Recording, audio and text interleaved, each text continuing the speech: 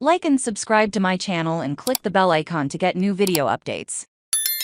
Pipeline debate at center of California carbon capture plans. The plan pushed by Democratic Governor Gavin Newsoms' administration comes just as the Biden administration has increased incentives for carbon capture projects to spur more development across the country. After 20 years of climate efforts, Newsom passed legislation last year, signed a contract committing California to removing as much carbon from the air as it emits by 2045. One of the world's fastest timetables for achieving so-called carbon neutrality, and directing the powerful California Air Resources Board to drastically reduce its use of fossil fuels and to build massive amounts of carbon capture and storage. The government is finalizing the writing of stricter safety regulations, a process that could take years. In potential assistance, the bill directed the California Natural Resources Agency to write its own pipeline standards for lawmakers, a report that is more than 3 weeks overdue. State Senator Ana Caballero,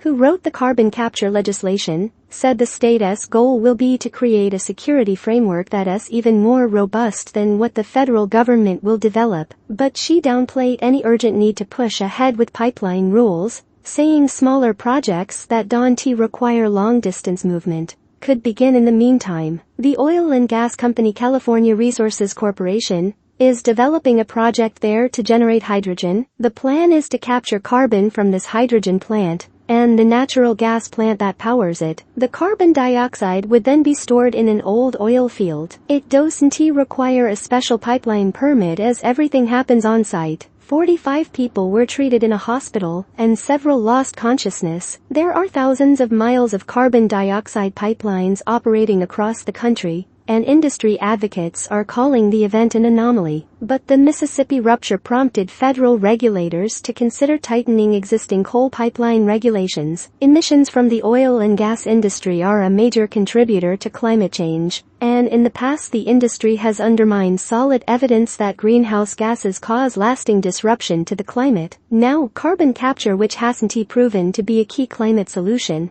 will help industry continue pollution in places that are already heavily polluted, environmentalists argue. Instead of shutting down fossil fuel power plants, carbon capture will increase their profits and extend their lifespans, said Catherine Garaupa, executive director of the Central Valley Air Quality Coalition. Tom Zuckerman, who represents the island's owners on the project and is an owner himself, recently submitted a federal permit application for a project to capture emissions from an ethanol plant in Stockton, barge it nearly 10 miles down the San Joaquin River and deep under the island.